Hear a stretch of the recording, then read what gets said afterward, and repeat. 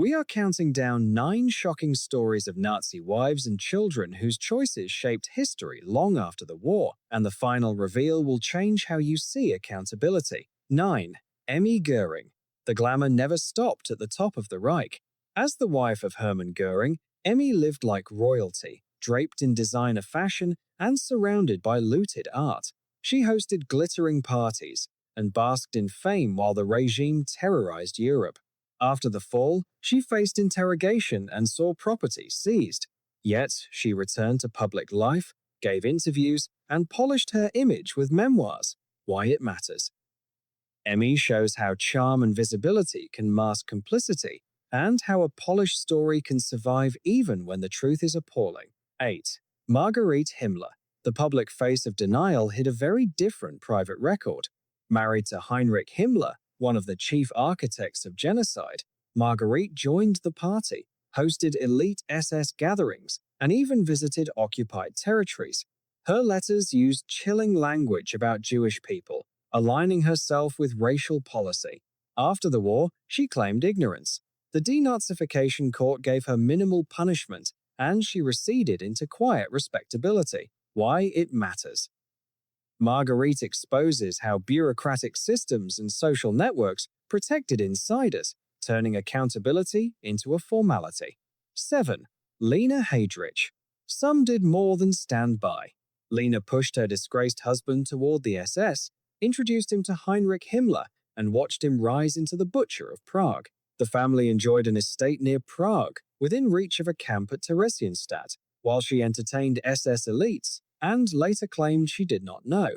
After Reinhard Heydrich was assassinated, she was honored, received a lavish funeral for him, and became the guardian of his legacy. Post-war, she avoided serious consequences and even secured a widow pension. Why it matters. Lina personifies how influence and privilege can sanitize a narrative, turning a war criminal into a heroic myth inside the family. 6. Edda Göring. Born into power and spectacle, Edda grew up as a symbol of the regime.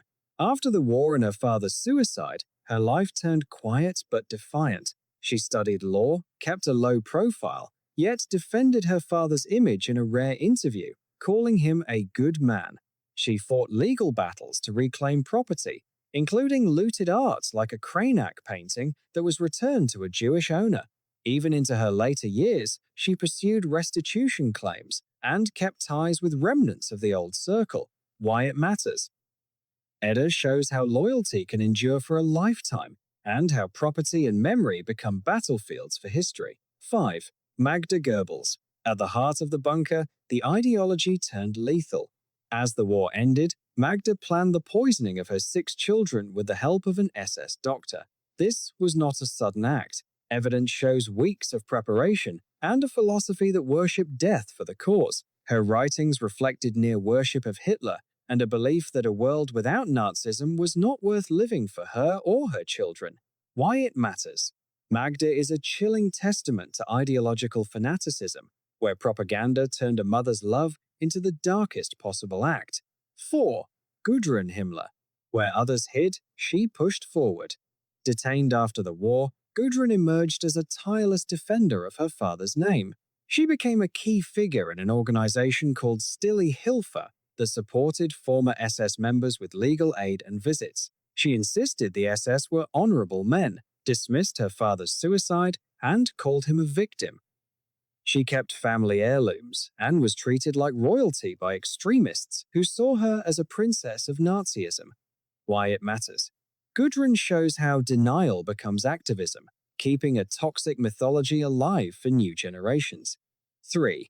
Rolf Mengele. The son who went searching for the truth. Raised in ignorance of his father's crimes, Rolf learned in school what his surname truly meant. In 1977, he traveled to confront Josef Mengele in hiding. He expected remorse. He got cold justifications. Mengele called victims' cases, defended himself as a doctor doing his duty, and showed no regret. Rolf left shattered. He told authorities what he knew and changed his name. He never defended the ideology. Why it matters. Rolf shows the courage to reject a parent and to break a sinister legacy in the only way that matters, through truth. 2. Albert Speer Jr., the son who built a different future. He grew up in the shadow of grand Nazi architecture and propaganda.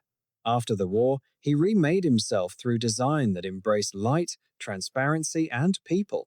His pavilion for the expo in Hanover symbolized openness rather than domination. He focused on urban planning that favored mixed use, green spaces, and livable cities from Cairo to Shanghai. He rarely spoke about his father beyond saying he tried to separate himself. Why it matters. Speer Jr.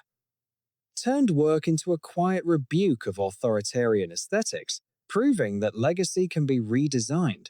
1. Niklas Frank, The Reckoning Without Mercy. As the son of Hans Frank, the governor of occupied Poland, he grew up in a palace while millions were murdered outside. After the war, he confronted the photos, the testimonies, and the verdicts. In 1987, he published The Father, a blistering indictment of his own parent. Then he took the fight on the road, speaking in schools and community halls, forcing Germany to look the past in the eye.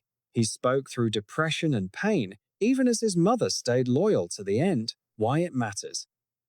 Niklas proves that the loudest break with evil is not silence or spin. It is a public, relentless demand for moral clarity. These 9 stories are a mirror.